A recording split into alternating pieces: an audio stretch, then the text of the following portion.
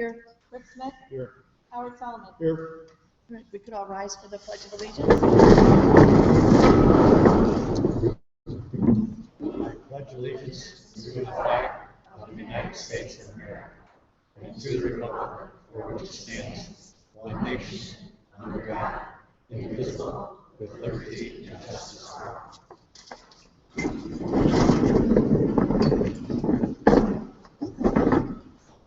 Start with public participation, public comment. Members of the public who wish to speak to the board should complete a request card prior to the meeting. This section of the meeting will be reserved for comments from the public. All comments should be limited to 3 minutes. Criticism of individuals is not in order.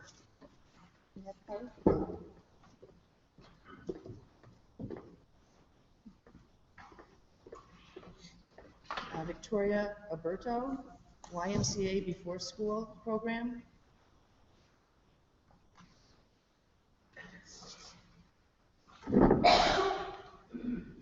Hello, good evening. I don't know if I use this microphone now, but a little odd. But I am a teacher at Portland Elementary. I have lived in Dekalb in the house that I moved into for about 8 years now, and my son will start 2nd grade this year, now at Little John. This will be his 4th new school. And I was very excited to see that there's something piloting a before-school program for the YMCA. Unfortunately, I did see that in order for my son to access it for the neighborhood school that I'm in, I would have to drive him 9 miles round trip to Brooks Elementary School. The seats at CLC are all full, and I heard from a parent today that there are over 100. We have about 100 new students coming into Little John, and numerous signatures of parents that really could utilize some before school care at Little John. And I think that shuts out a lot of our new families that can access that, because unfortunately they have to drive all the way to Brooks Elementary in order to access that program. I didn't have a chance to get everybody together because I just noticed this on the board notes a few days ago. But I do have a lot of interested families that would love to access some before school care available at Little John. So if you could reconsider maybe one of those locations that you are considering, I think that would be helpful for a lot of our new families that are moving over into the Little John school. So I urge you to please reconsider another option or something else so that our families can utilize this before school care that's being piloted. Otherwise, I don't know how many families you will get to drive over Brooks Elementary to access that. So thank you very much for listening. We will look into that, and we will get back to you on. Okay. Oh, fabulous. Okay, great, thank you. And I could also get more signatures and things of interested parents too. Thank you. Well, next is Jennifer Taylor, Overflow.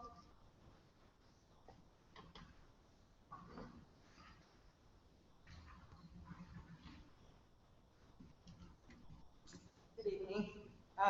Just a few things. The following are questions and concerns that have been sent to me, as well as myself, that some parents have and may want to ask you, the district, to answer before school starts. Once school starts, it's much more difficult and most importantly disruptive to students to make changes. I hope that you, the board, will be sure that the proper information is sent out to all the parents so they're aware of what is going on. Openness and communication can thwart the problems that you are all aware rumors can cause. From what I understand, with only 1 week left before school, there are still a lot of students at the elementary level who have not been assigned to a class or even school because of the overcrowding. How can this be the case, considering the fact that we just paid a consultant, from what we are understanding, $9,500 for the sole purpose of resolving the issue of balancing schools to eliminate the need for overflowing? Have all parents of students who will be overflowed been notified? If not, when will we be told? Many parents need to arrange for before and after school daycare for their children. And how can parents take care of these important plans if they don't even know which school their children will attend? Parents who are unaware that their child is being overflowed until the last minute may already have daycare plans in place that will have to be changed because of attending a different school. What is our district's future plan regarding placement of students who are overflowed this year? Will parents of children who are overflowed have the choice as to whether their child returns to their neighborhood school or stay at the schools that they were overflowed to? What is best for each family will vary. I'm assuming that the district will need to continue overflowing students throughout the entire year. We are wondering what the plans the district has to address the need if all the sections at grade level are full. What is the cost to the district for overflowing these students? I am also concerned about class size. How many students is the Board of Education agreeing to putting in each class? Putting more students in the classroom than the teacher can appropriately teach is detrimental to student growth and will cause many students to fall behind. If students miss out on important skills and do not make appropriate educational gains, they will end up needing additional interventions and supports in the future. What is the long-term cost to the district to provide remediation for these students? What is the long-term educational impact to our children from these excessive class sizes? Please take into consideration the impact these decisions have on families in our community and make a commitment to resolve these issues before the end of the week. Thank you. Thank you. Next, we have presentations. Board correspondence is first. Does anybody have anything? All right. Okay. Presentations. Our Booster Club outdoor concession stand proposal. And this is Nick Kerfoot, Tammy Carson, and Michelle Berkeley. And this is an informational item.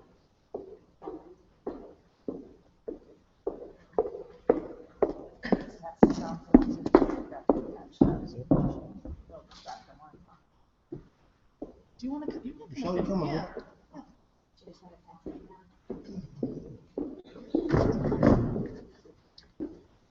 You may remember last November we came to the board and talked to you about an idea from the boosters in regards to adding a concession building at near our stadium and replacing the concession trailer that is currently there. And so we received your nod to be able to go out and get a design and cost from our architects so that the boosters could get a better idea of what this would cost and what the project would entail. We did get that cost. It came in at a significant dollar amount as we expected. And so we're actually looking at some other options that Rochelle is going to go over with you in regards to potentially an addition onto the existing building and expanding the small concession stand that we don't use in the current structure. So I'm going to pull up her presentation and have her take over.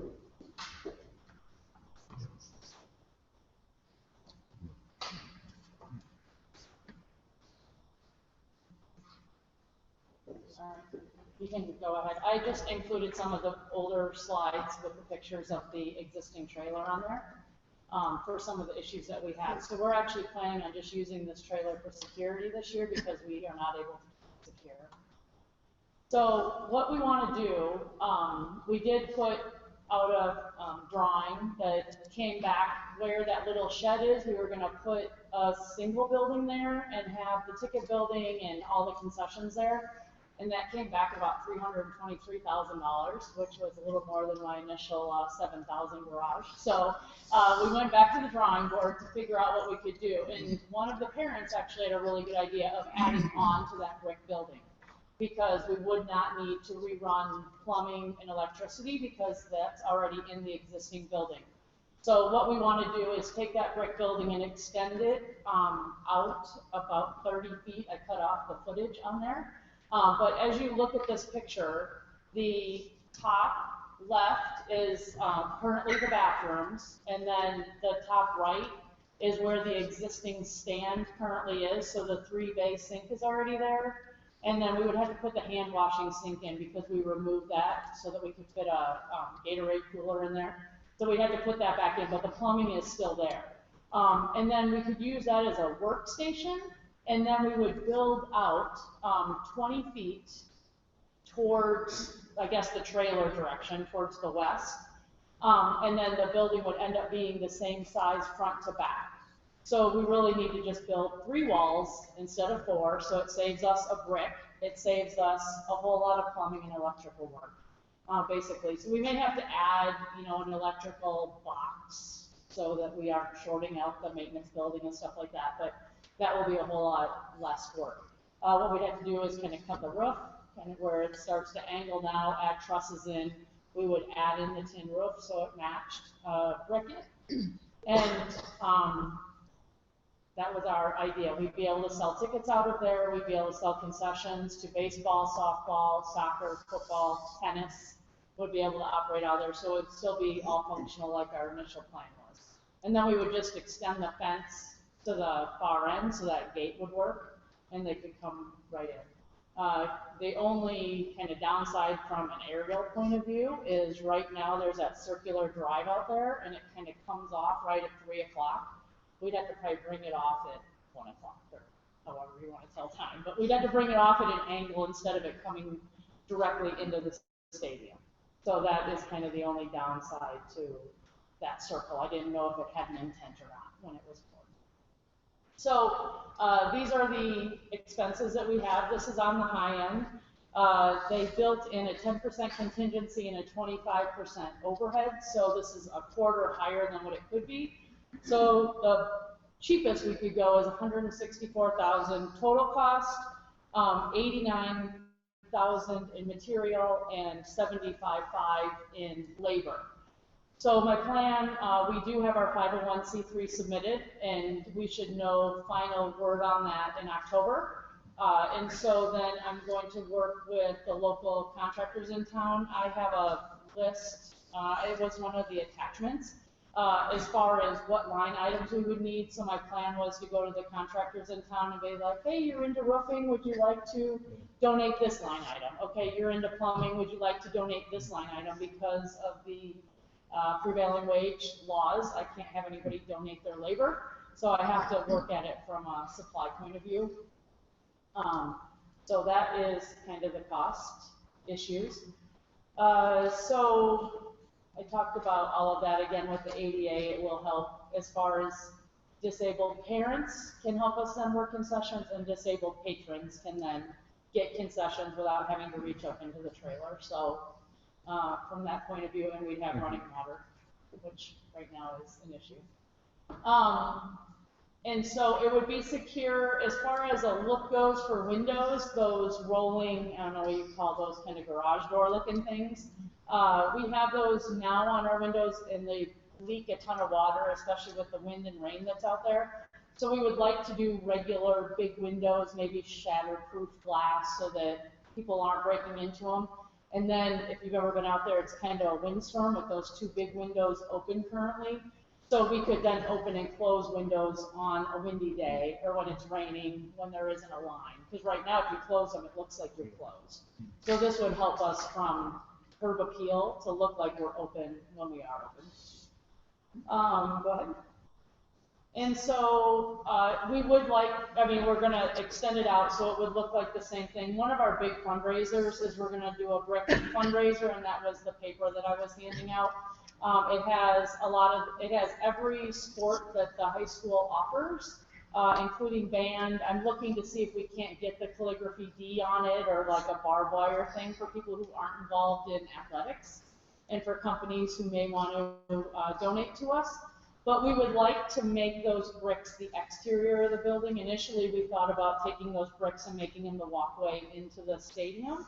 But it will cost us maintenance to maintain that with all the weeds and stuff going forward. So what I would like to do is then brick that building with those engraved bricks. So they would be nice.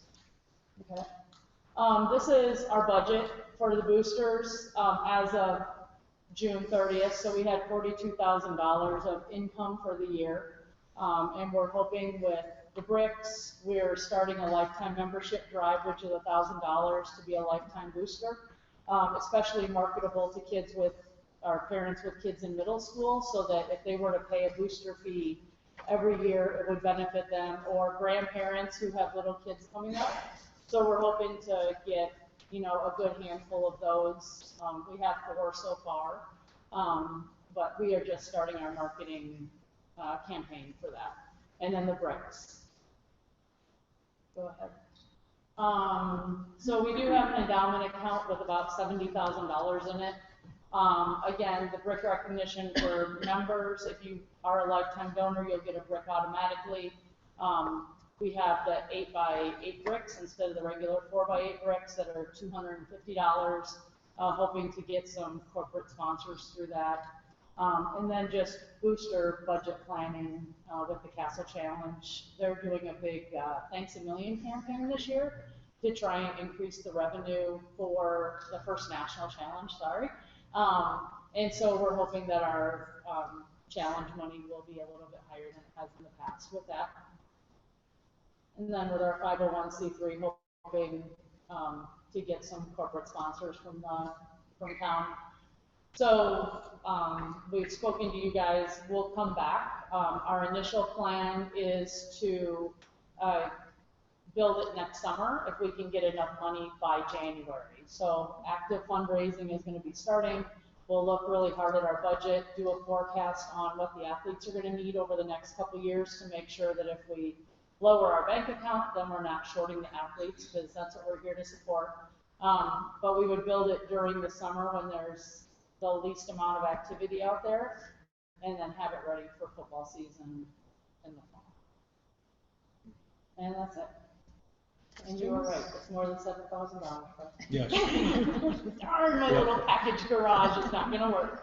Questions for her? I do. I have a question. For Yeah. Maybe either Tammy, Doug, or Andrea, or Cindy.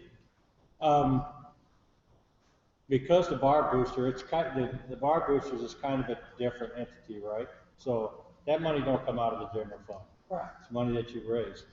And so, you know, say we can't get people to donate time because of the labor wage stuff.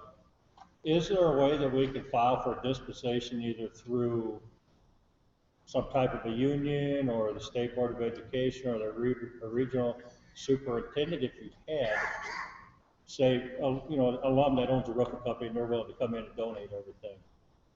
Is there any place like that? I mean, can we get a dispensation in case? There's a lot of people out there, Dekalb grads, that are in a lot of trades, you know? Yeah, and I've spoken to a bunch of them, Yeah. and they're willing to do it, which is why I went to the line item on the bid, because they can't donate their time to me, but somehow they were gonna donate their supplies and Sure. backfill the time, Yeah. or there was some crazy creative construction formula out there that Yeah. I don't know about. I'm not aware of it. Maybe, Andrew, you know? I actually have talked at length with our architect, as well as checked with other school districts that have gone about this type of an idea with their booster clubs and that.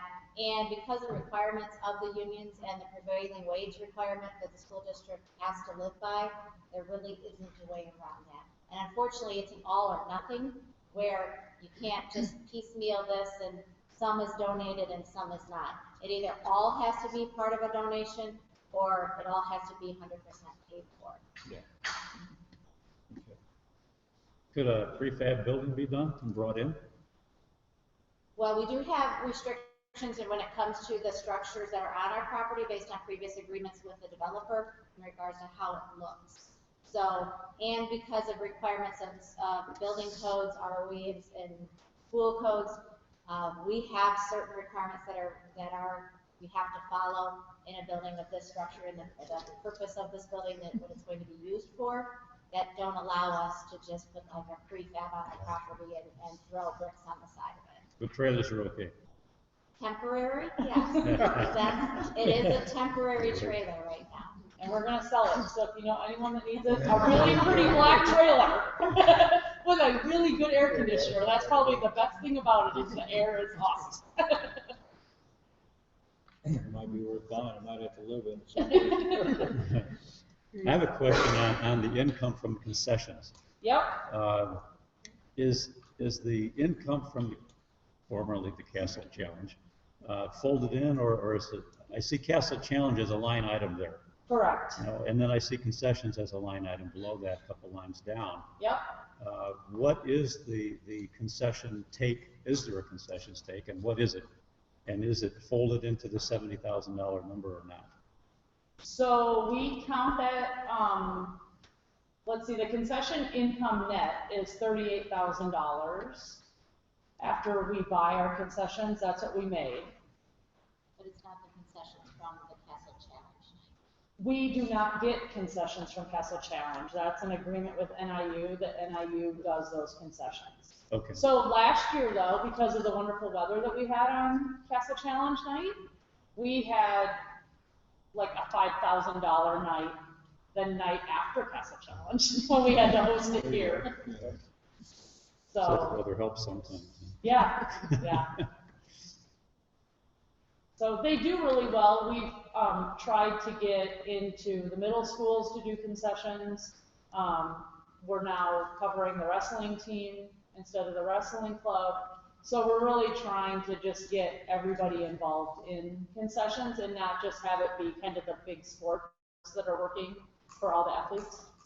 So I guess the corollary to my first question is, in terms of location, what's the lion's share of the concession take at any given location? Does the high school see the biggest part of it? I mean, if you're doing concessions also at other locations? They do. So like a Huntley basketball game is $70. You know, a football night is $5,000. Okay.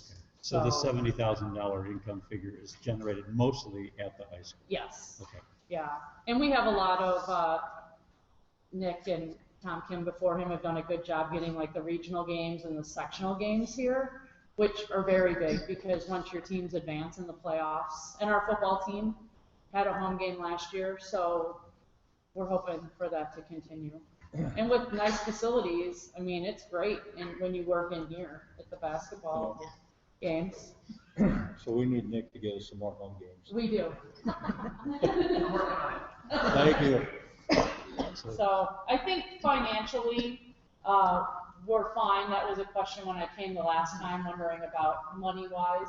I think once we get the lifetime memberships going and the brick drive going, the things will really help out without really tapping into First National Challenge and concessions. Yeah, so that's my main concern, and that's where these previous questions were coming from. Is if Bar Boosters pays for the cost of roughly $200,000, and you have $70,000 in endowment right now, right? You know, then you're expecting to get the rest of this another $130,000 from various sources, the brick sale being one of them. And how does the timing work with respect to beginning of construction and when you think you'll actually have money to pay for this? So we won't start construction until we have money. Okay. So I'm hoping to really fundraise through the fall into the beginning of next year, right? So hit the winter sports, hit the fall sports really hard. Let them know that if you want this concession stand done next year for football season, then we need, you know, the donations. And when you file a 501c3, you can use the date of your filing with your application. So I don't have to wait until I get the official letter from the IRS. They must not turn many people down. It's just a matter of making sure all our T's are dotted and our T's are crossed and I's are dotted. So, you know, that's a huge thing because we hear that when we have like the Booster Bash and our golf outing that's coming up, that do you have a 501c3? And until now, we've had to say no. So we can now tell them. I'm sensitive because when we did the stadium, the lights, the bleachers, and all that, that was going to be paid for by a grant from another entity outside the district, or should I say, not the district. And then when we got the $21 million grant from the state, construction grant, that vaporized. And I'm very concerned, I'm very glad to hear that you want to get your money first and then do the construction, because in deficit spending now for who knows how long, you know, if you don't have the money and construction started, we'll be in a hard place to pick up whatever the difference might be. Right. No, we'll make sure that we're covered. But do we have a consensus to bring this back and see where you are Absolutely. in January? So I'll come back in January with my bags of money. There you go. And all my bricks. That's Thank you right. too for the time you put in. Yeah, good job. Organizing this, because I know you've done a lot of work to Thank you. get to this point. So All right. Thank you. Have a good call, you guys. Thanks. Next, we have the Read 180 update, end of year data report, Dr. Vicki Tuscan. This is an informational item.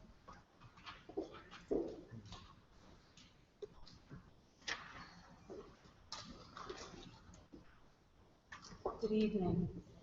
About a year ago at this time, I came before you and asked for a pretty sizable financial investment in a comprehensive reading intervention system for the middle school and high school, Read 180. I came before you about mid-year with a mid-year data report to let you know how things had progressed with our students at the middle school and at the high school. And so I'm coming before you tonight with the end-of-year data report.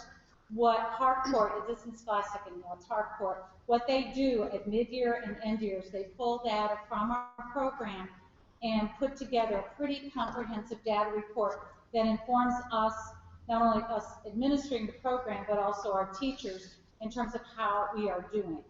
I've put together a very, very brief overview for tonight, but if you would like to see, it's about a 20-page report. I'll be more than glad to pass the whole report to you, but in the interest of time, I was uncertain with this date if there was going to be a lot going on. I kept the presentation relatively short. Before I get started, I want to say a huge thank you. Only one, I'm looking, Tom and Tim aren't here tonight, are they? I want to say a huge, where? Oh, that's right. You have that extra notes thing, that's right. Okay, I want to first say a huge thank you to Tim Vincent, Tom Kim, and James Horn. James Horn hates compliments, but I'm going to do it anyway, because none of this could have happened last year without the full-fledged support of these three building administrators. They not only found rooms, they finagled schedules like it's beyond me. I do not understand schedules, but they do.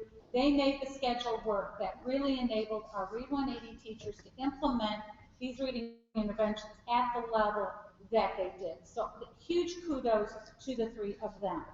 Also, I do want to recognize Tracy Frederick, Jameel Nichols, Donna Glewenke, and Dawn Chapman, our first four Read 180 teachers. They did a phenomenal job. Last year, launching a comprehensive program like this, we certainly had our fair share of bumps at the beginning. Particularly the middle school level, we were new to math, so that whole process of identifying students and placing them properly in Read 180 was very challenging. Amy Luckner's not here. Amy worked with me, and we came up with entrance and exit criteria, and we started to use that second semester. So it was a huge learning curve for all of us, but before I even share with you this data, I really wanted you to know that it really was a team effort of a lot of people, and it would have never happened without the commitment of the people that I've mentioned tonight. Okay, so what I'm going to be giving with you is just, all I'm sharing with you is 3 slides, and the point of these 3 slides is just to say in terms, overall, across 6th, 7th, 8th, and 9th grade, what kind of progress our students made. And so the analysis of the data comes from 233 students who are in the Read 180 program. Now the next slide will explain how those 233 students were actually pulled. By the year's end, we actually had over 250 students in Read 180, but for the data to be used, there's certain criteria in terms of how long they've been in the intervention, how many reading inventories have been administered. So the data you're going to see is from 233 students, but in actuality, over 250 were in the program last year. The thing that we got very excited about when we met with our consultants this summer is that if the data with export really evidenced that there was excellent growth and also excellent use of the software. If you remember last year when I came before you asking for a lot of money, the real cost of Read 180 is the software. It's computer adaptive. It grows and adapts with the student. It's pricey, but it's only effective if students are spending significant amount of time, the recommended amount of time, with that software. So what the data told us was, 1, yes, our students experienced tremendous growth in their reading levels, but that 2, that the system itself was being used very effectively by our teachers for our students, which goes back then to why the administrative support was so key, because they built into place the supports and structures in the school day to allow that to happen. So on average, and some of these numbers may or may not mean a whole lot, but on average, our students completed an average of 99 software sessions over the course of the year.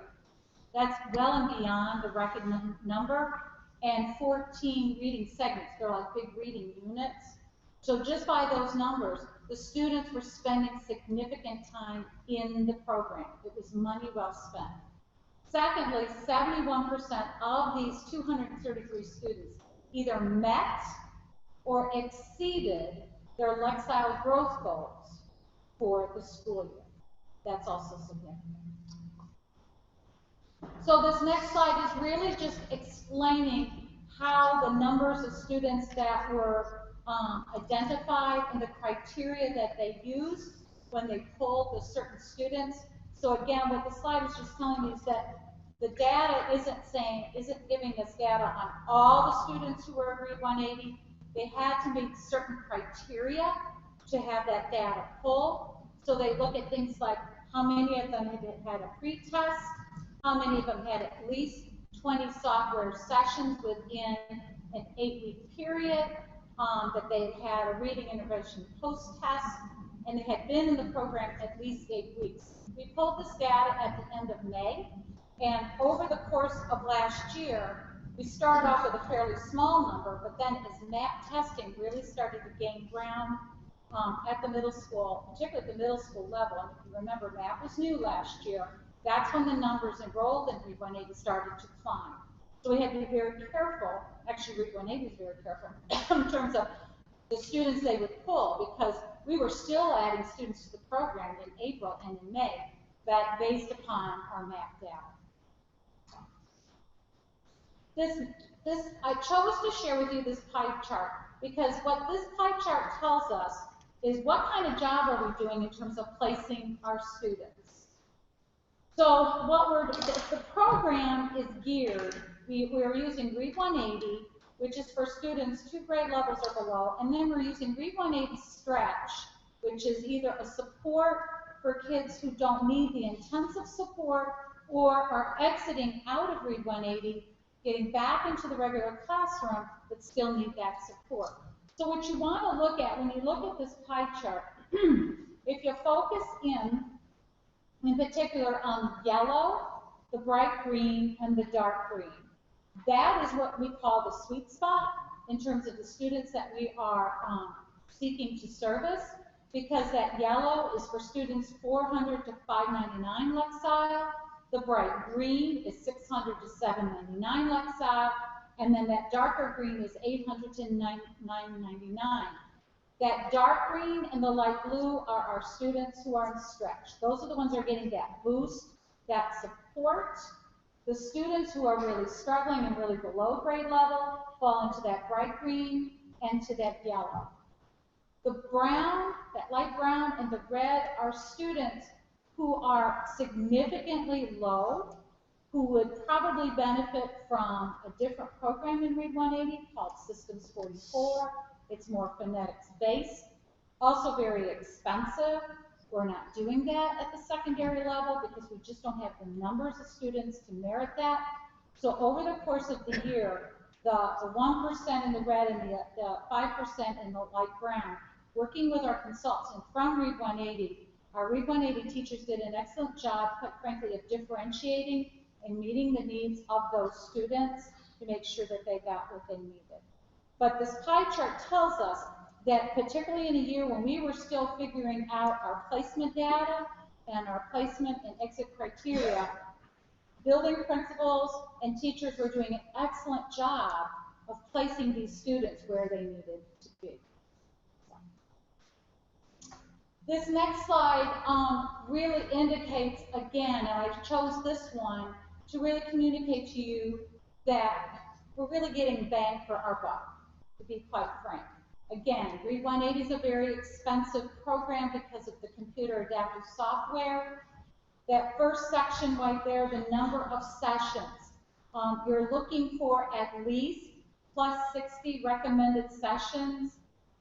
If you are, no, I said that wrong. You're looking for somewhere between 90 and 100 sessions if you're in a block schedule, which we are at the middle school and high school level. Our students who are in Read 180 are in there for almost 90 minutes.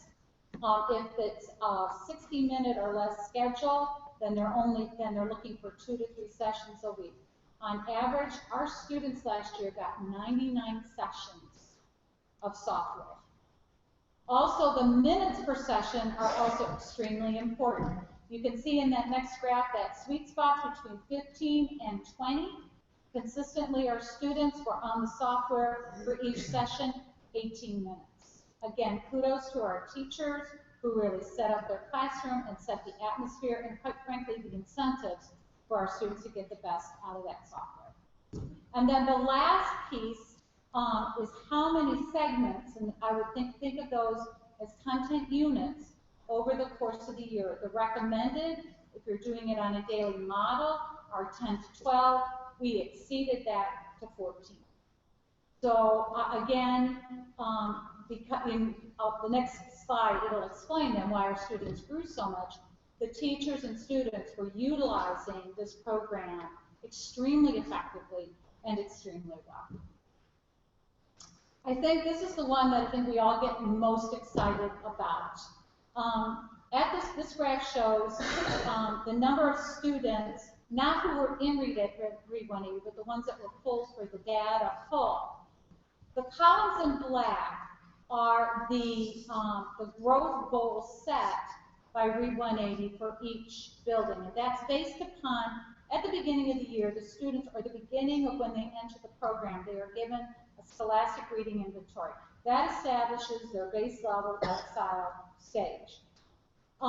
Based on normative data that Scholastic Read 180 uses, then individual growth goals as well as growth goals for the schools are established. So that black column in each one, so you see 63 Lexile points for Huntley, 62 for Clinton Rosette, 53 for the high school. That was the growth goal. In other words, on average, what we were looking for our students in Lexile points, we wanted them to grow at least that much. As you can see, when you look at the actual red bars, you can see that the students clearly exceeded that by quite a bit. I think of the three I'm most excited about is actually the high school. That was a tough crowd that she had. And James and I read that was one tough crowd. And Dawn Chapman, this was her first year. And what she did with those students last year was nothing short of just phenomenal. So this is the part that we're most excited about because the investment of placing students properly, because the program was run well with complete integrity, our students really benefited in terms of their growth. Now, I do have a bit of a softer side to that side, and that is we look at that and we think, oh, our students are doing great, and they are, but you also have to keep in mind these students who are placed in this program are very far behind. So these students, though making tremendous growth, still have a ways to go. But as I was talking to Amy Lochner tonight before I came over, she and I both were talking about the data, and we both agreed, but can you imagine where the students would be if they hadn't had this opportunity in terms of their success and growth? So as we head, with that behind us, as we head into this year, we still have our 312 licenses to cover both middle schools and the high school. Because of need, we have expanded the high school. Last year we had 2 classes of Foundations of Literacy for the freshmen. We've expanded it to 3. Why did we expand it to 3? Well, because of math. We have a much better idea of what the needs of our students are. Students are being now placed into literacy with much better accuracy, and we're able to really target that need because of what the math scores tell us. And the math scores told us we needed 3 sections of Foundations Literacy. We also, those freshmen who were in Read 180 this year, going on to be sophomores, they still need support. I mean, you saw the graph. They made tremendous growth, but we can't just then dump them into being sophomores and say, have at it. So again, James did some miracle with the schedule, and we've set up a sophomore, I guess the best way to call it is a Read 180 stretch class, specifically for those students who are in Read 180 as freshmen to continue to give them support. To be able to do that, what I did is I moved 50 licenses that were assigned to the middle school that really weren't being used because weren't used last year because the enrollment at the middle school program was slow to start. I had to move 50, which I did, to account for the growth at the high school. So going into this year, the high school will have 3, not 2, Foundations of Literacy plus the sophomore class, which still left Clinton Rosette with 72 and Huntley with 160. I can tell you that at this time, all the spots are full. The need is there, and those spots are full, which is a good thing, in the sense of that we have the program in place. We're doing a much better job of identifying those students, and there are spots for them. Do we have a waiting list? Yes, we do. But the good news is now we really have a comprehensive system across all the grade levels. What we will do this year is we will look carefully at the data and determine how many, if we need, to add additional site licenses for next year. If you remember, the site licenses that, you're lighting your, that was that expense of lifelong membership to the parking garage site. But I want to move very carefully. I want to spend a year and look at how these licenses are used. We're using them to the max, and then see how students move, their improvement of growth, before we start diving in and thinking, oh my gosh, well, we've got to buy a bunch more. I feel good about where we are for right now, and we will look at it very carefully, and then at the end, towards the end of next year, I'll come back with another report. Questions? Questions? Howard? Vicki, congratulations, and to all those who assisted. It's excellent work and excellent report. It's growing, and that's, you say that's a good thing, and it's good that we're getting people in and correcting what effectively is a deficiency, but how does the deficiency get there in the first place, and what can we do to make it not grow as fast? Right. I wouldn't say it's growing fast. I think that there's a number of factors taking place. I can only address a couple of them tonight. I think the first and foremost, and I know I've said this a couple of times, but putting the investment into math has been transformational at the secondary level, because teachers are now getting a much better in-depth picture of where their students are, and not just in reading, but in math as well. So I would say at the secondary level, we're just getting a much better handle on what our students really, really need. It isn't that, I'm not so sure that the numbers have grown as much as we just have a better idea of what they need. And we're getting that picture not just only at the level of students who need lots of support, we're also starting to wrestle with, oh my gosh, we've got some kids who are knocking it out the roof, and now we see why. So so the good news is we have better data, but then it's like, okay, now that we have better data, what are we going to do for our students? So as we continue to work with that, we are going to start getting better, because we're getting better at identifying. Those numbers at first, I think, are going to grow, because now we have a system in place to identify them and to address that need. Obviously, I think everybody in this room would like to believe that those numbers eventually will dissipate as we get better at identifying the students with great need. The other project that Amy Luckner and I, and we've just started to lay the groundwork for, we really want to get a handle on how to describe this. I wish she were here, because I'm not a statistician by training. But we're really going to look at movement of students through our district and impact of the transiency of our district. We have a lot of students who are part of our district, but they also come and go. We have a lot of students who come to us brand new at the secondary level from other places. We have that dynamic there. And so Amy and I are starting to set up some structures of data to start to look at that, because we know that that's having an impact, but we don't know to what extent. We really, really don't. So that's my initial answer to your question. I think down the road, I would like to believe that as we get these systems in place and really identify what those needs are, that these numbers should start to dissipate, but also for the classroom teachers, they have a better understanding of what the needs are, so that those teaching practices are also going to change as well. Thank you. Is it possible to get a copy of the 25th? Yes. Could you send it to me? I will send it to all of you. Thank Again, you. in the interest of time, because I wasn't sure what tonight would bring, I kept the presentation very short, but I will be glad to share it with all of you. Do you expect this year's, next year's report, whatever, this year, Mhm. to include more than 225? Oh, roughly? yes, yeah, and I'll tell you why. Because, well, to start off with, if you remember, I said, we're full. Every spot is filled. At this time last year, we weren't even half full because we were still trying to figure out the placement process. Math was just still getting up and running. And I would say we didn't get up to about 255 till January. So definitely, when we look at that end of the report next year, it won't be 312 because again, students come and go, but the number will definitely be bigger. And also, and this is part of the efficiency factor why I asked that question, isn't there somebody else that makes this software? Why is it so expensive?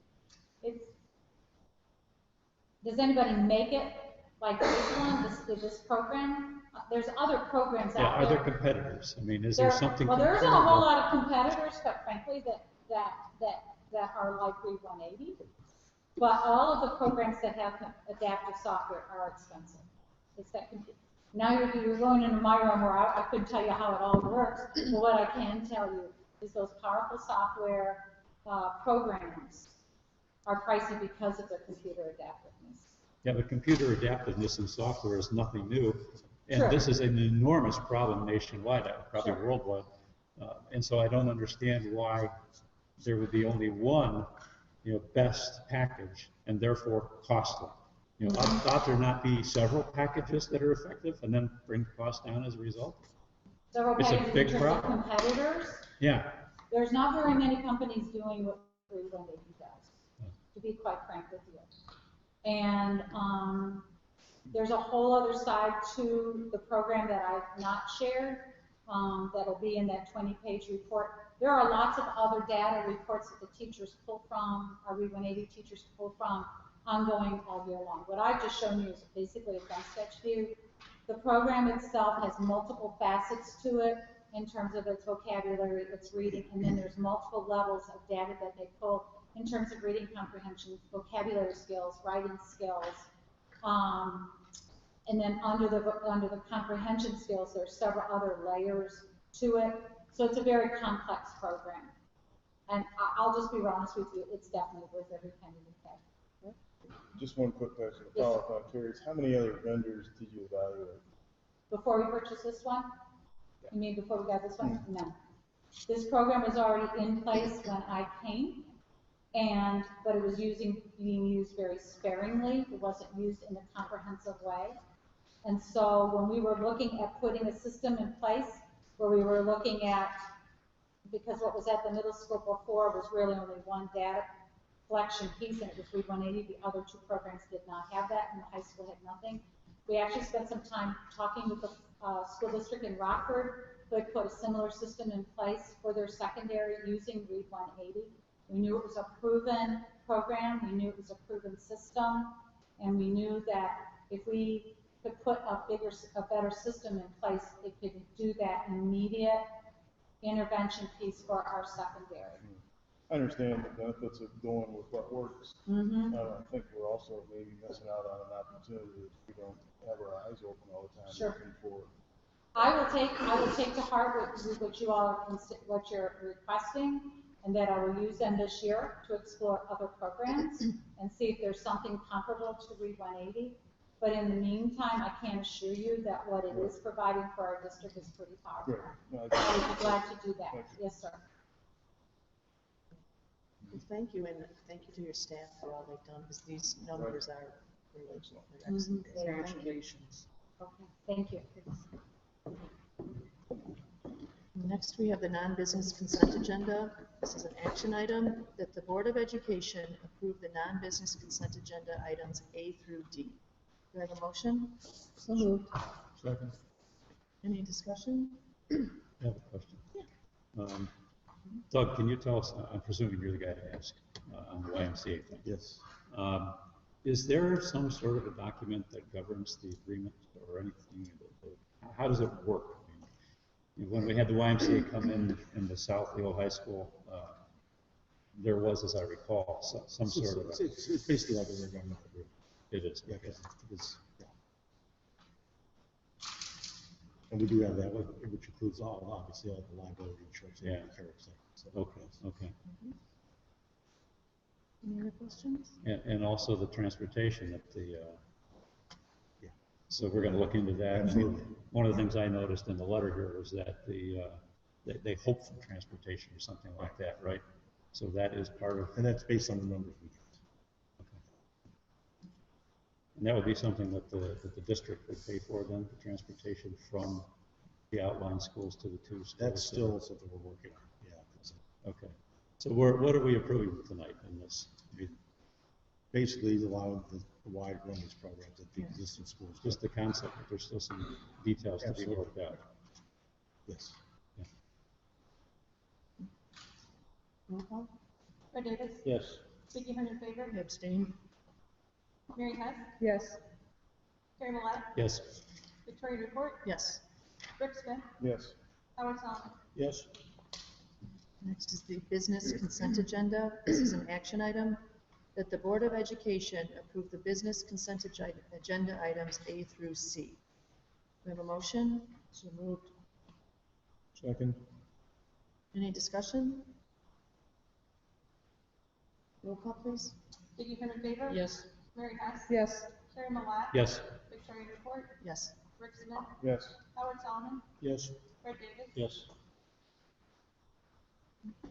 Next is the business finance, and this is a change order parking lot at Founders.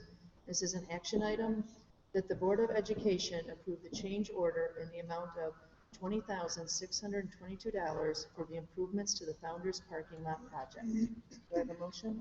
So moved. Second. Discussion? Yes. Okay. Roll call, please. Mary Hess. Yes. Terry Millat. Yes. Victoria Newport. Yes. Rick Smith. Yes. Howard Solomon. Yes. Fred Davis. Yes. Vicky Hunter favor. Yes. Next, we have new business, summer hours for 3 school psychologists.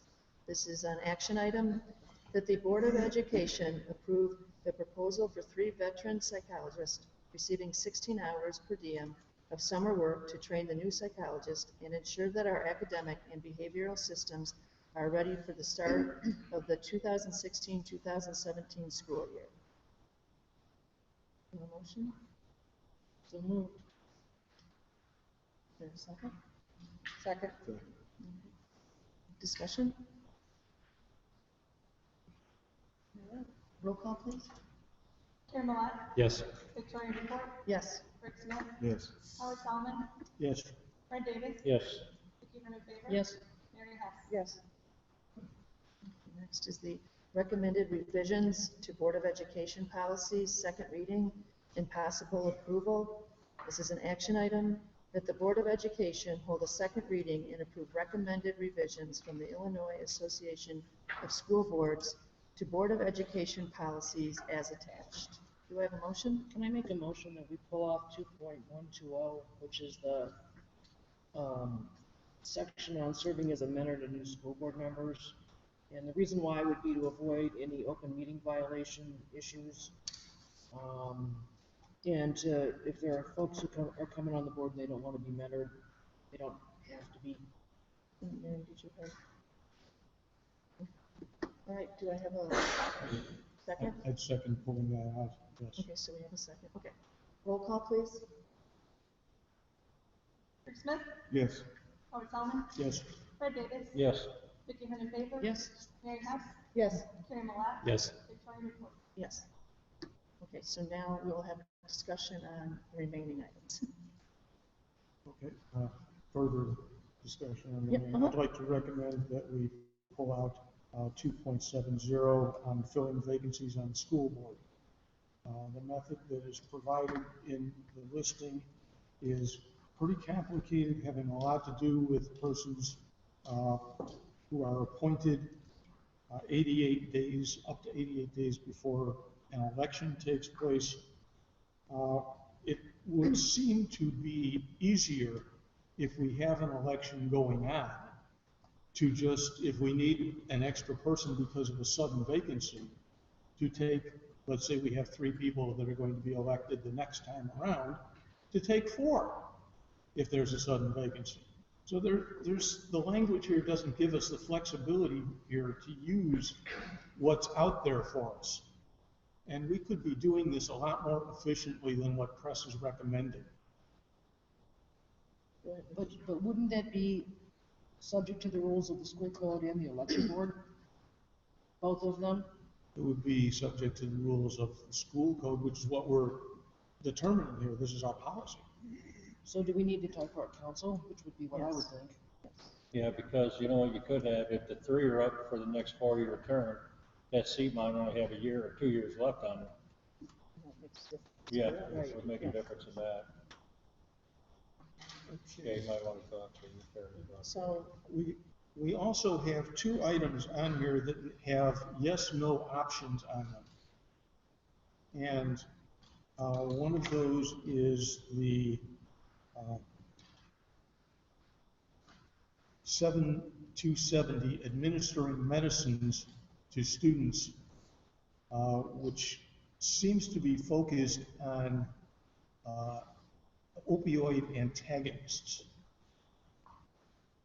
That the opioid antagonists that I've discovered, there are 11 of those that are commercially available.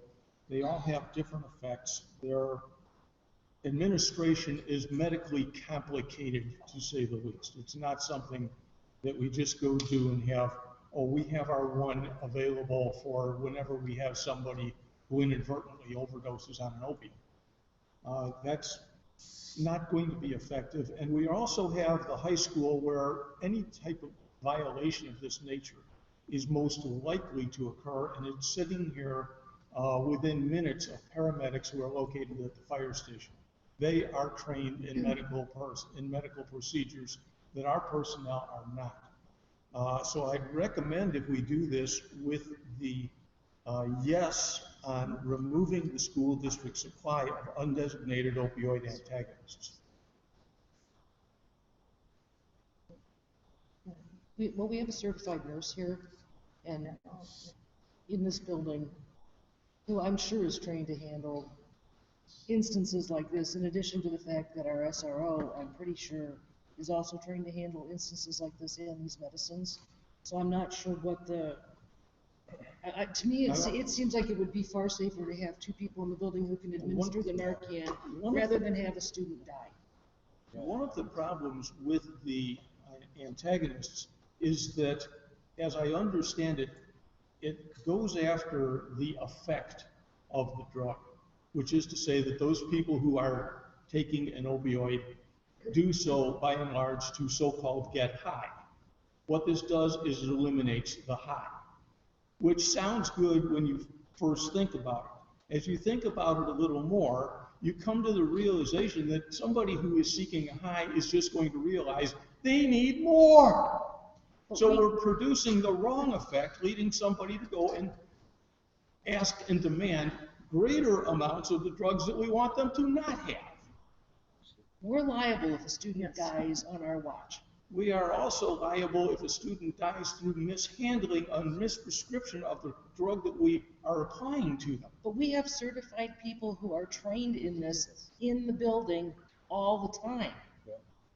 So I'm not sure, and we can't control the ingredients in Narcan because we're not drug manufacturers. Fresh out on that one. So why don't we leave this to the professionals and let the people who are trained help our students? That's what they're trained for. That's what they're trained. That's what they're trained for, Howard. I don't mean to be disagreeable, but well, the folks at Press gave us an option for a good reason of knowing that this discussion and discussions like it will probably likely to happen. Yeah. And Discussion is good. Discussion's good. And discussions shouldn't be just out here among the board members, but thank goodness we have some members of the press who might even introduce this to the public and say, hey, this is coming, what do you think? Although, you know, I wouldn't want to ask for that.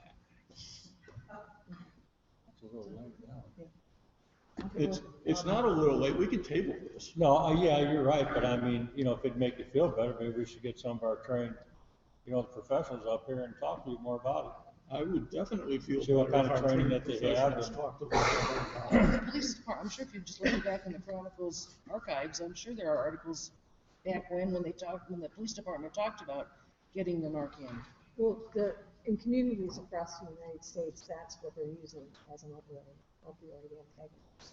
Narcan is the top choice. And, you know, so I think that someone has done enough research to realize that it's effective enough for, you know, depending on the overdose level. Well, if it's a last ditch effort, anything that you can do that might help is worth doing. It's like triage. But on the other hand, I think Howard has a very good point. And I'd be interested in hearing what our school experts have to say, how they feel about it. Do they want to administer this and take on the risk? It's already in the building. We talked about this at the last meeting. It's already Okay. here. I moved to table. I moved to table on this until our next meeting. I mean, let me ask you a question. For what purpose? For the purpose of getting the experts here to make some sort of presentation about what this is. What does the board want to do? Let me ask you a question. If the board tables this tonight and we bring an expert in next board meeting or as soon as possible, what happens in the meanwhile? I mean, does the fire department come down here? Do we continue to administer as I guess we would now? Yes. If we don't make a change, Stays as is. stays as is. My understanding was they wanted the policy here to protect them. Yeah, but why do you give the option then? I think Art has a good point. I mean, why does press give the option? We're gonna do what we're doing now, which is basically this policy. It doesn't hurt to table it. Exactly. We'll table it then and have our, Yeah, good. okay. Okay, further discussion on other items on press. Item 8.90, organizations and booster clubs is therefore adopted, and it also has an option, yes, no, that requires or parent organizations and booster clubs to have 501c3 status. Only if they want to use the district's logo.